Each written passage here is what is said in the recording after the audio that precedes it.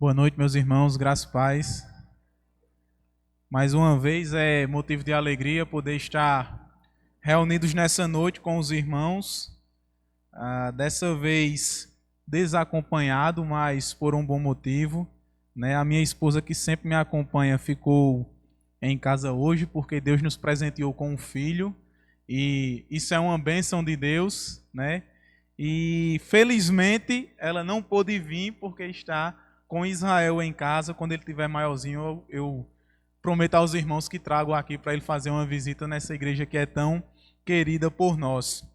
Desde já trago o meu abraço, né, do pastor Moto, o abraço da minha esposa e também os meus desejos de melhoras para o pastor Darquinho, né? Ele falou conosco, acho que umas 2 semanas atrás. Você pode ir lá no domingo. Eu disse, pastor, eu estou indo para a maternidade agora com a minha esposa, né, que Israel vai nascer. E ele ficou bastante alegre, nos parabenizou. E acredito que ele convidou um outro irmão. E aí, quando foi essa outra semana, ele entrou em contato novamente conosco, né, informando que ainda estava adoentado e perguntando se nós podíamos vir atender o convite. E foi uma honra poder vir mais uma vez atender aos irmãos. Eu quero convidar você a abrir a sua Bíblia no texto que nós já fizemos a leitura. Está aí no livro de Deuteronômio, o 5º livro da sua escritura. Nós vamos fazer as leituras dos versos de 4 a 9 do capítulo 6.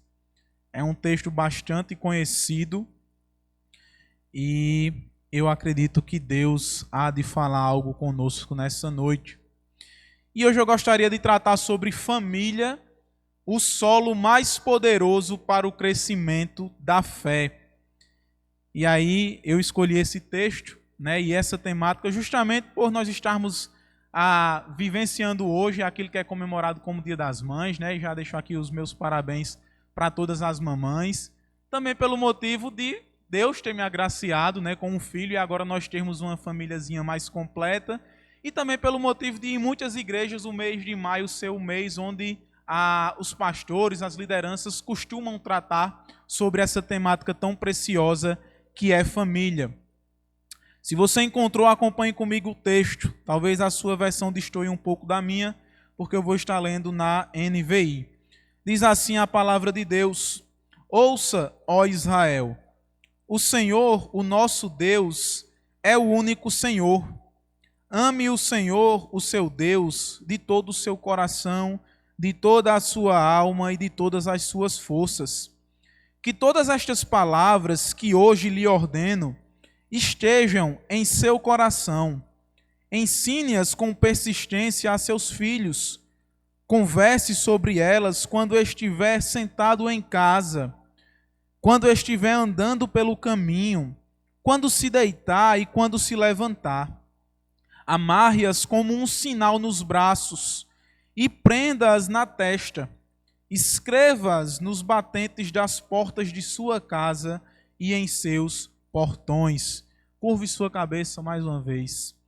Pai, em nome de Jesus, nós te louvamos, Senhor, por essa noite. E te pedimos nesse momento que o teu Espírito Santo, ó Pai, nos direcione na explicação do texto sagrado. Que esse mesmo Espírito também nos direcione, meu Pai, na aplicação do teu santo texto. E que esse mesmo Espírito faça esse texto sagrado, as verdades aqui apresentadas, ó Deus, descer ao nosso coração como boa semente e produzir frutos, meu Pai, para o louvor e honra e glória do teu santo nome. Que possamos ouvir, meu Pai. Assim como disse Samuel, nós dizemos nessa noite, ó Deus, fala, pois o teu servo, as tuas servas, te ouvem nesta noite, meu Pai. É isso que nós te pedimos e agradecemos no nome do teu santo Filho Jesus. Amém. Eu não sei se você já experimentou passar por um período de férias na casa de um determinado parente. Geralmente ali no início do ano, meados de janeiro, fevereiro, ou talvez para você que é jovem, adolescente, está no período de estudo, agora nesse período de junho, que vai começar algumas festividades e você vai entrar de férias. Se você tem como eu algum primo, você sei lá, de um interior ou de uma capital, você recebe aquele convite gostoso para passar lá 30 dias, 15 dias. E eu não sei se você já experimentou essa oportunidade, mas se você já experimentou, você há de convir comigo uma realidade. Passar muitos dias em um ambiente que não seja o seu, vai trazer à tona duas realidades. A primeira delas é que você vai perceber que o seu seio familiar imprimiu em você características tão fortes que, independente do ambiente em que você esteja inserido, você vai reproduzir aquelas características de maneira natural. Por exemplo, a forma como você come, as comidas pelas quais você tem preferência. E isso vai acontecer seja na sua casa, na casa do seu primo, na escola, no trabalho, enfim. Isso faz parte daquilo que o seu seio familiar imprimiu em você. E essa é uma das primeiras realidades que a gente percebe quando vai passar essas temporadas na casa de um familiar. Mas a segunda realidade que você vai perceber em você mesmo é que quando você passa, sobretudo, um longo período de tempo nesse novo ambiente, algumas características, alguns hábitos em você vão começar a se moldar, vão começar a se transformar. Então, talvez o horário que você comia na sua casa vai começar a se modificar de acordo com aquela nova realidade. Talvez temperos e comidas que você sequer havia experimentado, você experimentou e você agora gosta dessas novas comidas. E aí você percebe que essas duas realidades elas se evidenciam quando você está inserido em um novo ambiente, sobretudo por um longo período de tempo. Entretanto, você vai perceber que quando você tem uma boa base familiar, uma família forte, com uma cultura forte, uma das poucas coisas que dificilmente será mudada em você é o seu sistema de crenças e valores. Por exemplo, um vascaíno pode ir passar uma temporada na casa de um flamenguista. Ele pode comer a comida que o flamenguista come, desfrutar dos temperos que aquele flamenguista coloca na sua comida, mas dificilmente ele vai concordar, se ele for vascaíno de coração, que o Flamengo é um time melhor do que o Vasco. Isso não vai mudar. Ele vai experimentar de boas comidas, de boas conversas, mudar alguns hábitos, mas não vão concordar em relação a essas realidades. E a verdade, meus irmãos, é que o seio familiar, ele é um grande formador daquilo que nós cremos e das atitudes que nós tomamos no nosso dia a dia, na nossa vida cotidiana.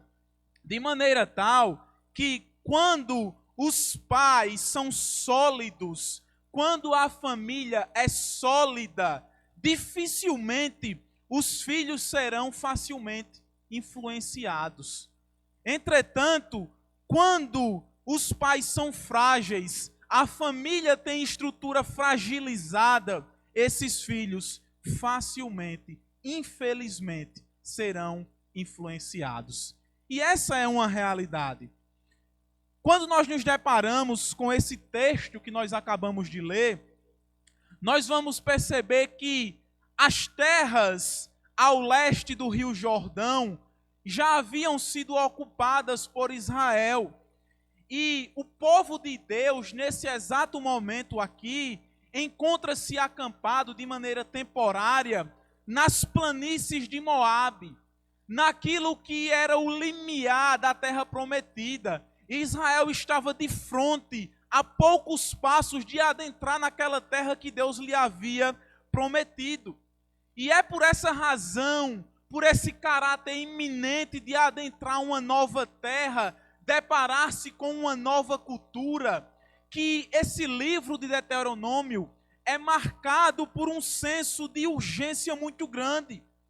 O povo precisaria de instrução e de a educação na sua fé, na crença de que há um único Deus e esse Deus é o Senhor, e esse Senhor é o único Deus verdadeiro. Veja, o seu grande líder Moisés não vai adentrar é outro que vai ocupar o seu lugar, e isso é mais um dos selos que ratificam essa realidade de urgência. As pessoas, o povo, a nação, precisava ser instruída acerca da fé no Deus verdadeiro. E aí esse livro, nós vamos perceber que ele é dividido nos 3 grandes discursos ou sermões de Moisés antes de o povo entrar na terra de Canaã.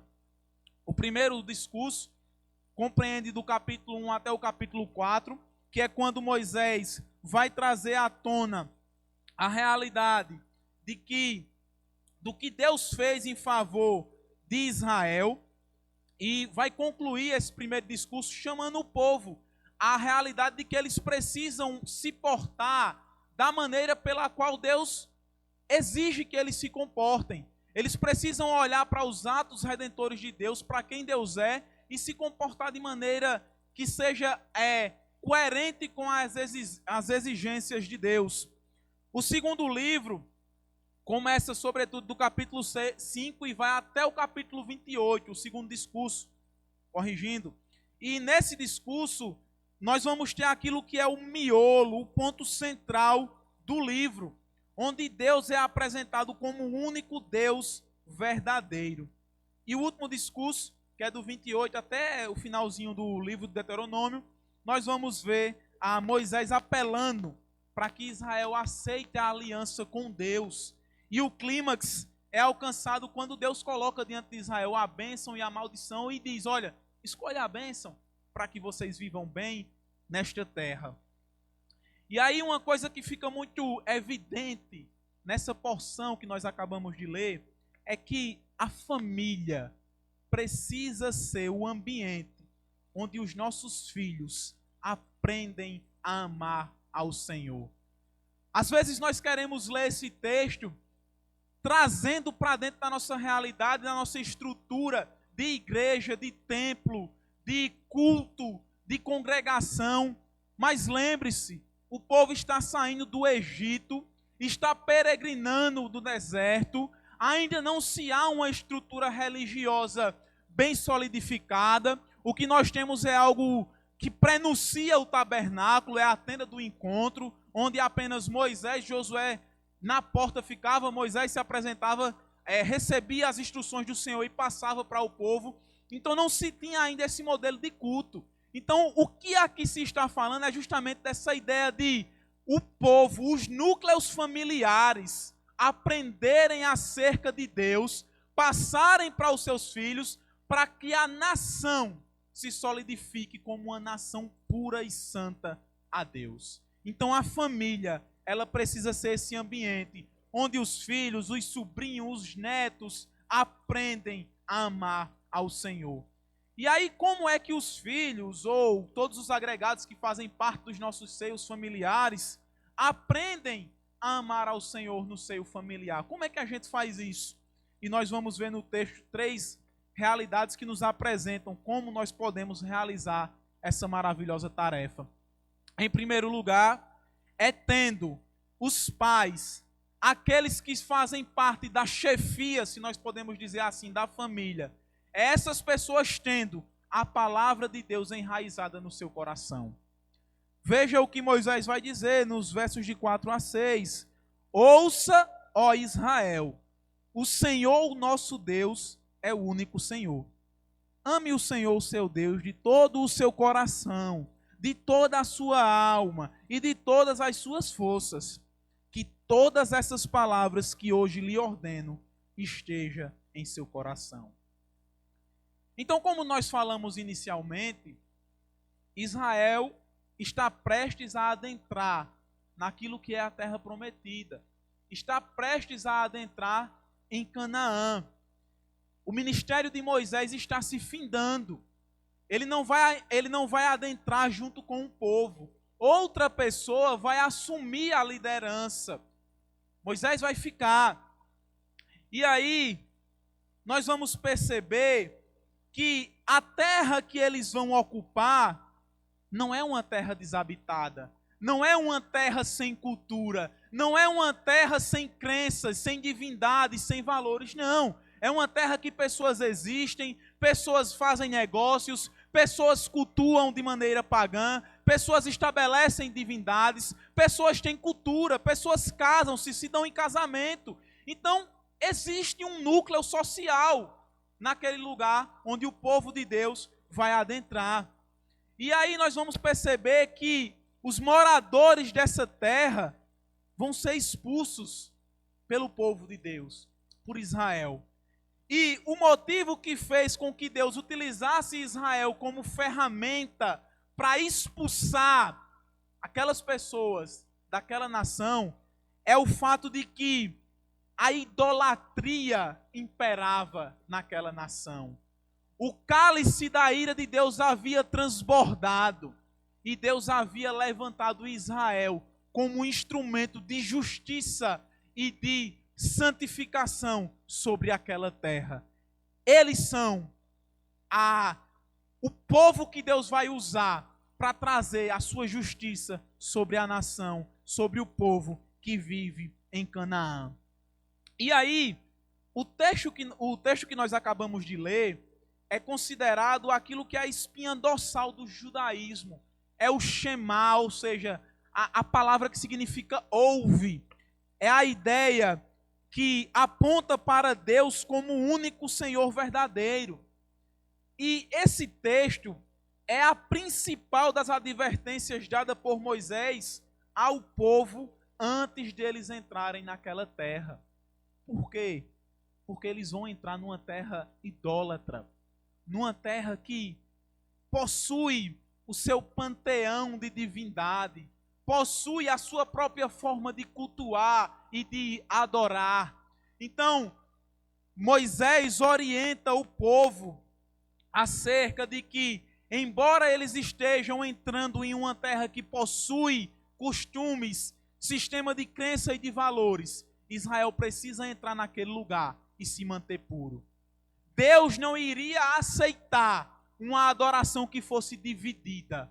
A glória de Deus pertenceria somente a Ele. Ele é o único Deus verdadeiro. Ele é o único Deus digno de adoração. E Israel precisa ocupar aquela terra, tendo isso em mente. Então, meus irmãos, nós vamos perceber que nos 5 primeiros versículos desse texto, Moisés chama a atenção do povo para toda a instrução que ele vem acabando de dar, fortificando a ideia de que essa instrução não era advinda dele, mas do próprio Deus. Essa é a palavra de Deus. E aí Moisés mostra que não bastava esse povo ouvir, uma resposta precisava ser dada. E qual era a resposta? Obediência que fosse derivada do amor pelo Senhor, e não apenas um mero legalismo ou uma mera forma de praticar a religião de maneira automatizada. E aí, quando nós entramos no versículo 6, nós vamos perceber que Moisés traz à tona o fato de que a instrução dada por ele ao povo não deveria ter apenas uma apreensão intelectual, mas ela precisava ser absorvida pelo coração do povo. A palavra de Deus precisava se enraizar dentro deles e não ficarem apenas guardadas nas tábuas da lei. Note que a declaração de Moisés vem logo após ele dizer o seguinte: ame o Senhor, o seu Deus, de quê? De todo o seu coração, de toda a sua alma, de todas as suas forças, ou seja, a totalidade do seu ser precisa estar voltado para o Senhor. A palavra precisa estar enraizada no coração como uma consequência do relacionamento que o povo nutria com Deus. E não apenas como algo que é imposto por um líder aos seus liderados. É essa realidade que Moisés traz. Por quê? Porque a palavra precisava ser tratada como um tesouro guardado dentro do coração. Porque o coração era considerado a sede da mente e da vontade.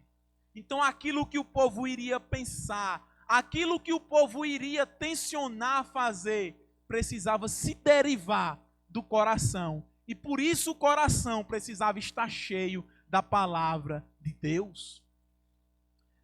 Pois bem, meus irmãos, quando nós nos colocamos diante dessa realidade, é preciso a gente compreender que o amor por Deus que deve existir em nosso coração deve ser uma realidade concreta antes de nós pensarmos em transmitir isso para os nossos filhos, para os nossos netos, para os nossos sobrinhos, para os nossos amigos, para quem quer que seja. Não há como eu ensinar acerca do amor de Deus se eu não amo a Deus. Se isso é apenas uma ideia vaga na minha cabeça, mas que não se deriva de uma realidade real e concreta no meu coração. Veja que o mundo atual, esse mundo pós-moderno que nós vivemos, embora seja um mundo que declare odiar tudo aquilo que se chame ou se tenha o título de divindade, é ainda um mundo que tem as suas divindades. As pessoas ainda cultuam Mamon, o dinheiro. As pessoas ainda cultuam Afrodite, sexualidade, sensualidade. As pessoas ainda cultuam Apolo, a beleza, o egoísmo, qualquer que seja a divindade. As pessoas que não servem a Deus, que não amam a Deus, por mais que digam que são agnósticas, ateias, enfim, elas cultuam alguma coisa. Seja os seus bens, suas famílias, mas elas se inclinam como objeto de adoração para alguma realidade. Isso é presente ainda no nosso mundo, por mais que seja um mundo pós-moderno. Muitas são as pessoas, infelizmente também dentro da igreja, que querem servir a Deus e alguma outra divindade. Olha, eu até amo Jesus, mas eu preciso de Jesus e do melhor emprego. Eu preciso de Jesus e da melhor esposa. Eu preciso de Jesus, mas eu também quero ter um filho. De maneira tal que se os meus caprichos não forem atendidos, a adoração a Deus não vai ser realidade. Eu só vou me inclinar para adorar se Deus me der aquilo que eu quero. Isso é presente nos nossos dias. E é por essa razão que ainda hoje deve ressoar nos nossos ouvidos a advertência dada por Moisés ao povo. O Senhor, o nosso Deus, é o único Senhor. Nós temos um único Senhor. E só a Ele deve ser dada a nossa adoração. Só a Ele deve ser dada a primazia das nossas vidas. Porque Ele é o único Senhor. E isso precisa gritar nos nossos ouvidos. Sobretudo a nós que somos povo de Deus, nós que já temos famílias constituídas, devemos nutrir no nosso coração não apenas uma concepção de que existe um Deus único e verdadeiro, que é um Deus trino e uno, Ele é um em essência, mais três em pessoa. Isso é importante sim, mas não basta conhecer isso. É preciso que a nossa compreensão seja fruto de uma fidelidade real a Deus, que se derive do nosso amor por Ele. Nós precisamos conhecer doutrina, mas essa doutrina precisa ser fruto do nosso amor por Deus. Nós precisamos amá-lo. Ter a palavra enraizada no coração é permitir, meus irmãos, que ela permeie a totalidade do nosso ser, que ela permeie todas as áreas das nossas vidas, que ela permeie todo o nosso caráter, todos os nossos relacionamentos, todos os nossos empreendimentos. Isso é ter a palavra de Deus enraizada do nosso coração. Sabe? É fazer com que tudo aquilo que nós fazemos seja resultado do nosso amor por Ele. Seja jogando o lixo fora, seja ministrando a uma congregação, seja evangelizando, seja educando os nossos filhos, seja dirigindo o nosso carro. Tudo deve se derivar do nosso amor por Deus. Porque Paulo não vai dizer que é Ele que habita corporalmente todas as coisas, permeia todas as coisas. Então nós que cremos nele, precisamos fazer com que tudo aquilo que nós nos dedicarmos a realizar se derive do nosso amor por Ele. Porque Ele é o único Deus verdadeiro, digno da nossa adoração. Quantas vezes, meus irmãos, nós acordamos cedo para não perder o horário do trabalho.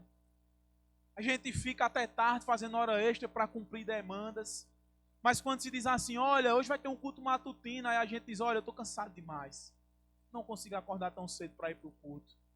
Ou quando a gente passa a semana todinha se dedicando a tantas outras coisas, e o pastor diz assim, olha, domingo é culto, celebração ao Senhor, culto solene, não deixe de comparecer. Você diz, olha, Deus conhece o meu coração. Eu estou muito cansado, Ele vai entender se eu não for hoje para a igreja. De maneira tal que nós estamos habilitados a nos dedicarmos a tudo. Mas quando o Senhor nos pede o mínimo, nós dizemos, olha Senhor, o Senhor entende.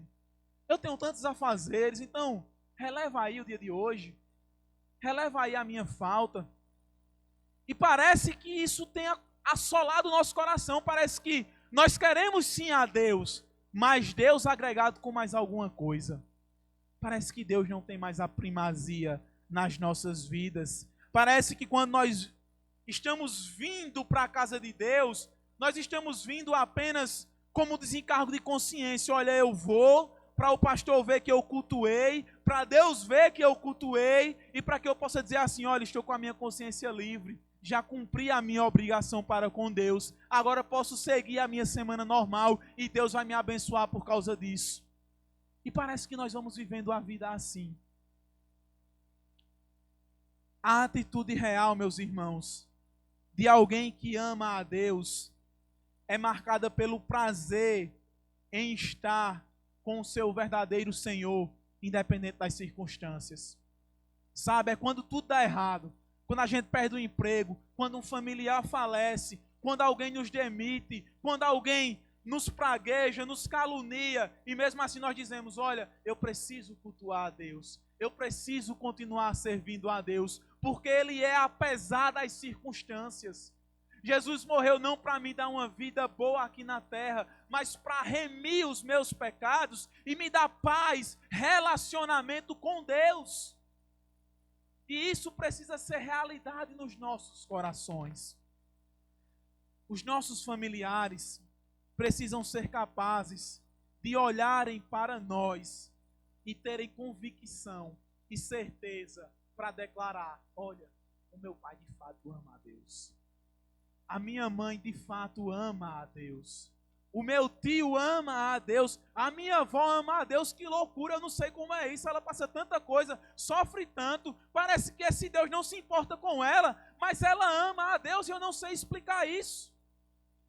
Sabe, há poucos dias antes de falecer, o Dr. Russell Shedd, a sua filha declarou um seguinte fato bastante curioso. Ela disse assim, olha, eu só sei que meu pai é pecador, porque a Bíblia diz que ele é pecador. Você já parou para pensar no quão impactante era o testemunho desse homem em relação à sua família? Para a sua filha ter a capacidade de dizer, olha, eu só sei que meu pai é pecador, porque a Bíblia diz que ele é pecador. Porque do contrário eu não saberia dizer. Então isso é testemunho. É realidade de alguém que ama a Deus e manifesta isso no seu seio familiar. Nós que somos cristãos verdadeiros, precisamos amar a palavra de Deus e o Deus da palavra e evidenciar isso nos nossos cotidianos, sobretudo nas nossas famílias. Então, como é que nós educamos os nossos filhos no temor e no amor ao Senhor? Em primeiro lugar, tendo nós mesmos, os líderes das nossas casas, pai, mãe, avó, tio, enfim, a palavra enraizada no nosso próprio coração. Mas em segundo lugar, como é que nós educamos? E como nós fazemos os nossos filhos crescer em amor e em temor na palavra de Deus? É ensinando essa palavra com persistência. Veja o que o texto vai dizer no versículo 7. Ensine-as com persistência a seus filhos.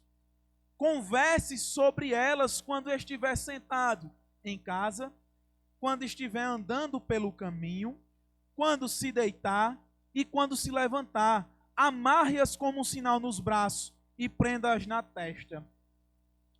Meus irmãos,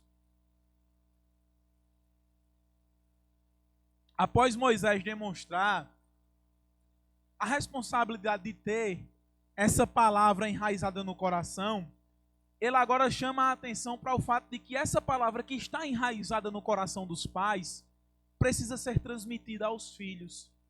Sabe, não é aquele pedaço de pudim ou de bolozinho gelado que você guarda para comer de madrugada escondido dos filhos. Não, não é essa realidade que você guarda só para você, não. É algo que precisa ser compartilhado, é algo que precisa ser transmitido, é uma herança que precisa ser repassada. Então, é preciso nós lembrarmos que o público que está ouvindo essas palavras proferidas por Moisés é composto por uma grande quantidade de pessoas que não sabiam ler. Pouquíssimas pessoas tinham acesso à literatura, não existia papel como nós conhecemos hoje, era o papiro e o papiro era muito caro. Então eram poucas as pessoas que tinham livros, poucas as pessoas que tinham literatura. Então o ensino precisava ocorrer de forma oral, no boca a boca, na conversa cotidiana de pais com os filhos, no relacionamento da família. Então Moisés mostra que esse ensino precisa ser persistente. E em algumas traduções vai trazer a ideia de inculcar. É como alguém que pega assim, abre a cabeça do filho e coloca dentro o ensino. Essa realidade que Moisés vai trazer. E aí, a palavra que ele usa no hebraico para inculcar, ela traz a ideia de uma lâmina que é afiada. Sabe quando a nossa avó, né, ia matar aquela galinhazinha cabidela, ela pegava aquela peixeirazinha, pegava aquela pedra de amolar e passava ali 30, 40 minutos passando na pedra, afiando para que a faca tivesse um bom corte. A ideia é essa de persistência, é de amolar os filhos com o ensino, constantemente está passando, afiando, para que o filho se torne assim um instrumento cortante a favor do reino de Deus. Então, a palavra precisa ser repetidamente ensinada. E Moisés vai dar o modelo. Olha, você precisa inculcar, mas como é que você faz isso? Aí ele diz, ensinando, sentado em casa, andando no caminho, quando se deitar para dormir, quando se levantar ou acordar. Ou seja, o tema central da vida de vocês, da vida cotidiana, precisa ser a palavra de Deus. A vida de vocês precisa girar em torno da palavra de Deus. E aí, em todo o livro de Deuteronômio, faça uma leitura quando chegar em casa, de uma sentada só, você vai perceber que esse aspecto de ensinar a família é constante. Você vai ver a todo tempo o povo fazendo uma coisa, aí Moisés dizia, olha, levante essas pedras como memorial. Aí o Senhor vai dizer, celebre essa festa, promulgue essas leis, tudo no intuito de se lembrar daquilo que o Senhor fez, de trazer à memória. E o intuito é justamente esse, os pais utilizar essas ferramentas, memoriais, festas, leis, para ensinar os filhos. Lembra quando, daqui a pouco, quando o povo vai passar pelo Rio Jordão, aí Josué vai dizer assim, olha, peguem 12 pedras, levantem no meio do rio. Para quê, Josué? Para quando seus filhos olharem e perguntar, pai, o que é aquilo? Vocês vão dizer, olha, a gente passou aqui a pé enxuto, porque Deus represou as águas dos rios e nós adentramos as terras de Canaã. Então veja que é sempre essa ideia de fazer alguma coisa no intuito de apontar lá na frente para os filhos e dizer, aquilo é uma evidência do que Deus fez em nosso favor. Aquilo é uma evidência de que existe um Deus que nós servimos e esse Deus é o Deus verdadeiro. Então, meus irmãos, a vida cotidiana dos israelitas, em tudo que eles fossem fazer, eles precisavam relacionar Deus. E o objetivo disso é demonstrar que a fé nesse Deus precisa permear toda a vida do homem. E não apenas aquelas áreas relacionadas à religião. Não, é toda a sua vida. Você vai ver que Deus vai dar leis acerca do jubileu. Pessoas que estavam com dificuldades financeiras vendiam as terras para poder ter as suas dificuldades sanadas. Aí depois de 7 anos, aquela pessoa que comprou devia devolver a terra àquela pessoa que estava em dificuldades. Então veja, o relacionamento com Deus permeava todas as facetas da vida do povo de Israel. E isso precisava ser um subproduto do amor e da fidelidade deles a Deus. Nós vamos ver lá nos anos de 1950, ali bem pertinho da Revolução Hippie, quando teve aquele movimento lá, que vai se iniciar os Gold Years, ou os anos de ouro, que é quando os bens de consumo, geladeira, televisão, rádio, tudo isso explode. E as pessoas agora que tinham aquela vida mais camponesa, aquelas pessoas que trabalhavam mais na agricultura, elas começam a migrar para o trabalho nas grandes indústrias. E as cargas horárias de trabalho eram extenuantes. E aí o que é que acontece? Mãe e pai vão para as indústrias para ter acesso à televisão, geladeira e rádio. E o que acontece com os filhos? Eles ficam terceirizados. A educação passa para o Estado, para a babá, para a escola, enfim. A educação é terceirizada. E aí, essa realidade que é muito danosa, que foi muito danosa, infelizmente ela não se findou naquela época. Hoje em dia, nós vamos ver que as pessoas ainda terceirizam a educação dos seus filhos. O maior exemplo de que a sociedade não tem mais assim paciência para suportar o convívio familiar foi a pandemia do Covid. Quantos casos de violência doméstica, quantos casos de abandono, de pessoas que perderam a paciência, que se divorciaram porque não tinham mais a capacidade de conviver, esposo com a esposa, pai e mãe com os filhos, avó com os netos, enfim. Foi terrível. E foi evidenciada essa realidade. E aí, não existe mais paciência e persistência para educar os filhos. É muito mais cômodo eu lançar meu filho lá na escola integral e deixar ele passar o dia lá. Ele tem café, ele tem almoço, ele tem janta. Então ele só chega de noite em casa quando a gente já está cansado. E aí quando ele chega, cada um fica no seu celular, depois vai dormir, amanhã o dia começa de novo e pronto. E as pessoas não têm mais relacionamento. E é isso que tem acontecido, infelizmente, dentro da igreja. Veja, meus irmãos, a responsabilidade de educar os filhos, de ensinar os valores da Escritura, é nossa. Quando eu olho para pessoas como os irmãos Wesley, que aprenderam a ler com a sua mãe, com a Bíblia. Quando eu olho, por exemplo, para Jonathan Edwards, que aprendia física, filosofia, matemática, tudo isso junto ao estudo da palavra de Deus, isso me mostra que a ordem de ensinar os filhos nas atividades mais corriqueiras da vida é possível. Nós conseguimos sim trabalhar, estudar e educar os nossos filhos no temor do Senhor. É possível, Deus nos deu essa capacidade. O modelo que a Escritura estabelece é que, e aqui é um alerta para os homens, em primazia, o pai tem responsabilidade de educar o filho no temor do Senhor. Com isso eu não quero excluir as mulheres na sua atividade de serem ajudadoras, auxiliadoras, porque nós também vamos ver exemplos na Bíblia como Timóteo, que foi educado na fé por quem? Por sua mãe Eunice e por sua avó Lloyd. Então mulheres também, quando não tem maridos crentes, quando não tem assistência de um homem crente em casa, podem também educar seus filhos no temor do Senhor. Então, nada do que existe nesse mundo pode nos furtar dessa responsabilidade. Nós precisamos ter iniciativa, proatividade de realizar essa tarefa.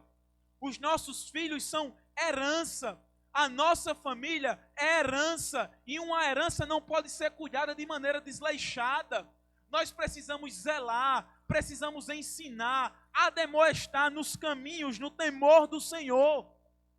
E esse ensino não pode ser assim um ensino de boca para fora, como aquela velha frase, faço o que eu digo, mas não faço o que eu faço. Não, esse ensino ele precisa ser oral e prático, sabe? O pai precisa dizer assim, olha filho, um dia você vai crescer, você vai casar, e você precisa amar a sua esposa como Cristo amou a igreja. Aí o filho vai dizer, pai, como é que faço isso? Aí o pai vai dizer, olhe para a forma como eu trato a sua mãe.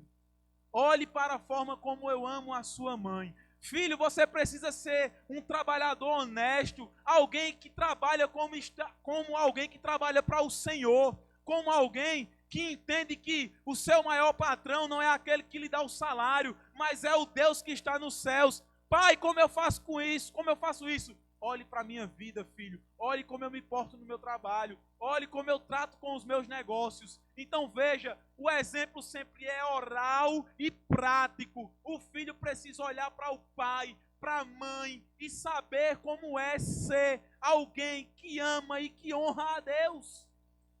Não é só com as palavras, mas é com a própria vida. Portanto, meus irmãos, se faz necessário que nós ensinemos a palavra, não apenas pelas nossas bocas, mas sendo nós mesmos exemplos, espelhos para os nossos familiares. Nós que somos cristãos, precisamos voltar a nos esforçar no ensino e na prática da palavra de Deus. Então, como é que eu faço com que meus filhos amem e cresçam no temor do Senhor? É tendo a palavra enraizada no coração, mas é também ensinando essa palavra. E em terceiro e em último lugar, como é que eu faço para fazer com que meus filhos cresçam no amor e no temor do Senhor? É trazendo sempre à memória a palavra de Deus. Isso está nos versos de 8 a 9. Amarre-as como um sinal nos braços e prendas na testa, escreva-as nos batentes das portas de sua casa e em seus portões. Findando esse assunto, Moisés agora chama a atenção do povo para o fato de que a palavra de Deus ela precisa ser relembrada. E nós precisamos entender que a palavra de Deus, a revelação, ela ocorreu de maneira progressiva. Aquilo que os israelitas sabiam de Deus não é o mesmo que nós sabemos hoje. Deus foi se revelando aos poucos. Então, era necessário que eles tivessem ainda o aspecto visual. Lembra que eles estão saindo de uma cultura de idolatria, de divindades que têm ídolos, que têm desenhos, têm caricaturas de divindades. Então eles vão entrar nesse relacionamento com Deus e eles vão precisar de aspectos visuais. Para que quando Cristo, que fosse a imagem perfeita das coisas, se revelassem, eles pudessem associar a imagem. Isso está escrito lá no livro de Hebreus. Então nós vamos ver que é aqui que vai surgir aquilo que nós conhecemos como o filactério e o mezuzá. O filactério era uma pequena caixinha que era atada por uma fita à testa ou ao braço esquerdo de todo homem judeu. E dentro dessa caixinha existiam partes desse texto que a gente acabou de ler e do texto de Deuteronômio capítulo 11, dos versículos 13 até o 21. E a mezuzá era algo semelhante, mas que ficava na casa, nos umbrais das portas e nas estantes. E a ideia que esses símbolos representam, testa e mão, é a ideia de pensamento. A palavra de Deus está no pensamento e na mão é desembocar em ações. Aquilo que eu penso acerca de Deus precisa se tornar uma realidade prática nas nossas vidas. E aí, quando nós trazemos para os nossos dias, onde a palavra já não é mais o assunto principal em nossas conversas ao redor da mesa, é ainda mais difícil que ela seja relembrada. Nós temos, meus irmãos, a tendência de relembrar de maneira mais fácil aquelas experiências que nos marcam. Não é verdade? Quando a gente se reúne assim com a família, que faz tempo que a gente viu, aí a gente... tu lembra daquela última vez que a gente se encontrou, o menino caiu na piscina, ou o menino comeu o bolo que não era para comer na festa de aniversário, enfim, a gente conversa aquelas coisas que nos marcaram.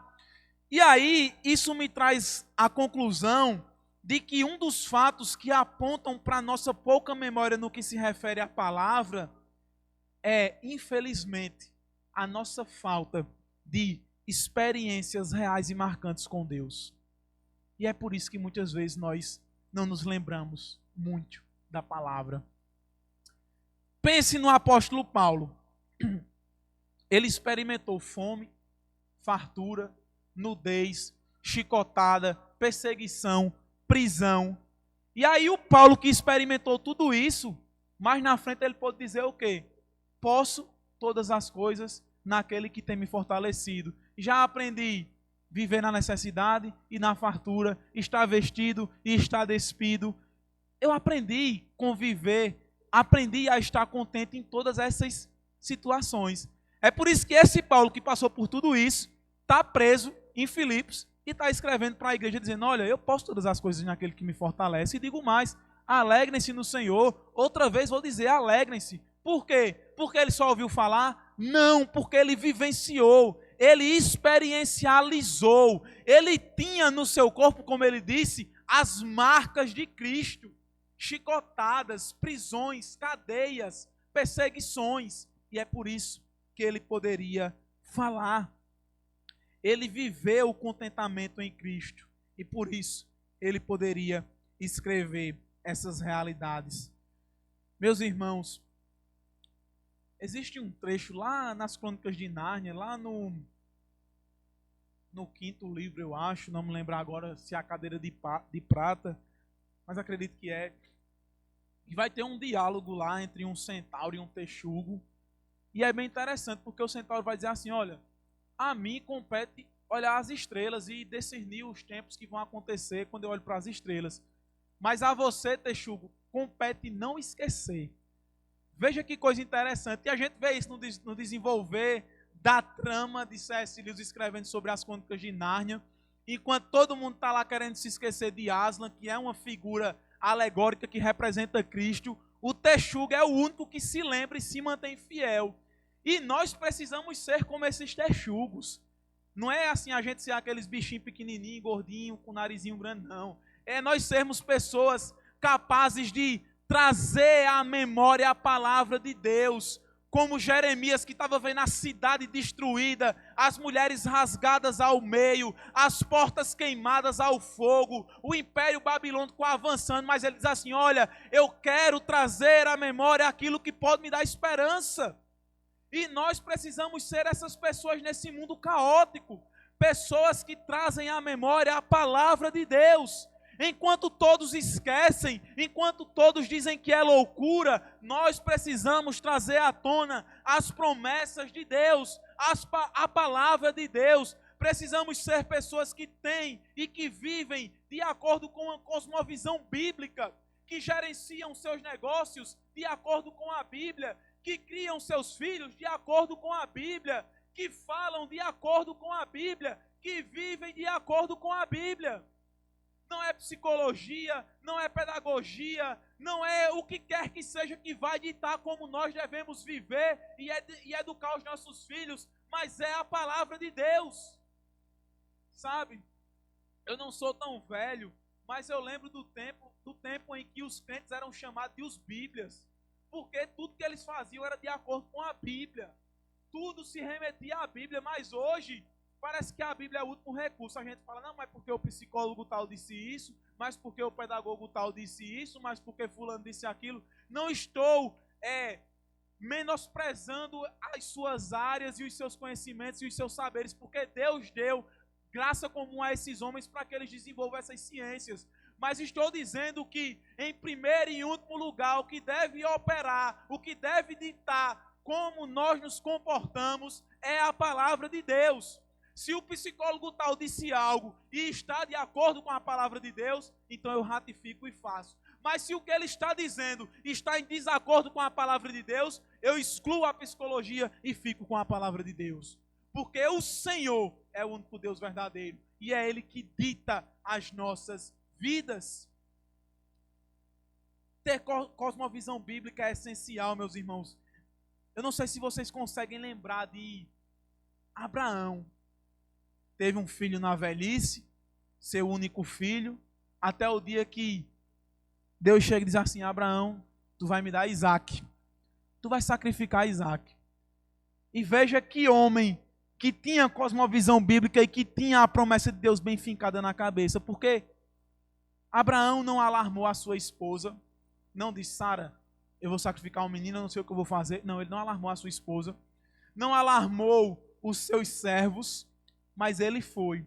E a sua capacidade de crer na promessa de Deus era tão grande que, se você for parar para ler o texto vai dizer assim: Abraão chega com os servos em um lugar de adorar, aí ele diz assim: fiquem aqui, pois eu e o menino iremos adorar e voltaremos. Ele tinha a certeza que voltaria, seja porque Deus iria ressuscitar Isaac, seja porque Deus iria levar Isaac, iria lhe dar outro Isaac, enfim, ele tinha a certeza que o Deus que prometeu era fiel para levar a cabo a sua promessa, que dizia respeito não apenas a Abraão e ao seu filho, mas a toda uma geração, a todos nós que hoje estamos aqui, remidos no sangue do Senhor Jesus Cristo.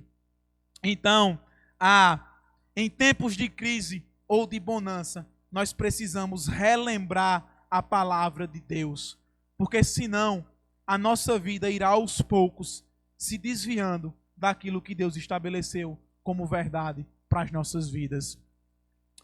E aí eu quero concluir, meus irmãos, com 3 breves aplicações para os nossos corações nessa noite. Em primeiro lugar, amemos ler, ouvir e praticar a palavra de Deus. A única maneira de nós enchermos o nosso coração com a palavra é tendo contato com ela.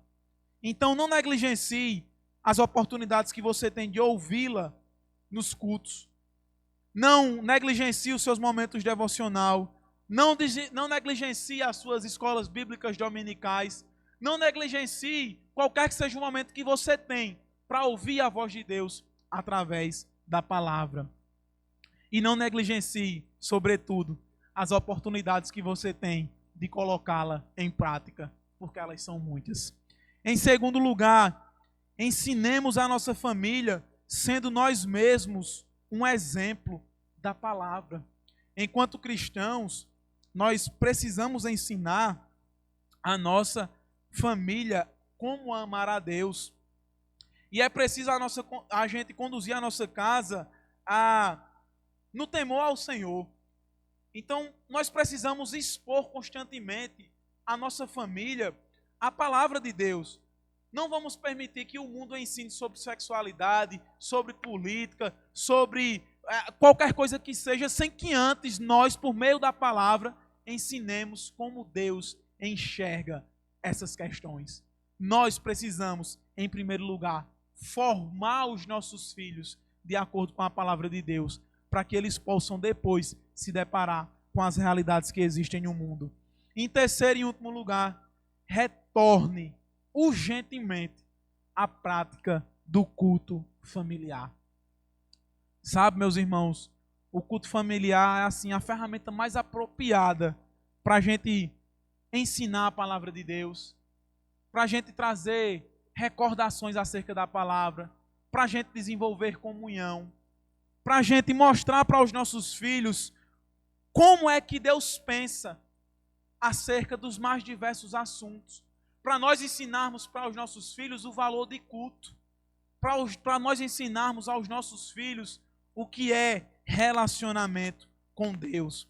Não vamos limitar apenas aos cultos de domingo ou de doutrina. Vamos mostrar para as nossas famílias que o culto, ele permeia toda a nossa vida. Quando nós sairmos daqui, o culto público vai se encerrar, mas o culto privado, a vida como culto, vai continuar. E os nossos familiares precisam entender isso. E aí eu quero finalizar dizendo para nós homens, nós é quem precisamos ter a iniciativa de implantar esses momentos novamente em nosso lar. Porque o nosso lar sempre será um reflexo da nossa liderança espiritual, de maneira tal que igrejas fortes, sociedades fortes, culturas fortes, só se iniciam com famílias que são fortes. E essas famílias fortes começam com homens que são fortes. Não estou desprezando vocês, mulheres. Vocês são ferramentas, colunas fundamentais para os seus maridos, para os seus esposos. Portanto, vocês também, mulheres, criem o ambiente propício para que os seus maridos desenvolvam essa ferramenta tão maravilhosa que Deus nos entregou, que é o culto familiar. Curve sua cabeça. Pai, nós te agradecemos por essa palavra, Senhor. Em nome de Jesus, nós te pedimos, aplica a tua maravilhosa palavra ao nosso coração. Faz, ó Deus, com que nós tenhamos a tua palavra enraizada no coração. Que nós tenhamos, pelo teu Espírito, a capacidade de ensinar a tua palavra aos nossos familiares. Mas que, sobretudo, também, Senhor, nós tenhamos, nos momentos mais difíceis, a capacidade de lembrar as promessas, as bênçãos, as ordenanças da tua palavra. Porque o Senhor nos entregou um Espírito que, como o Senhor mesmo disse, seria aquele que nos faria lembrar de tudo aquilo que o Senhor tinha nos dito e ensinado. É assim que nós te agradecemos, em nome de Jesus. Amém.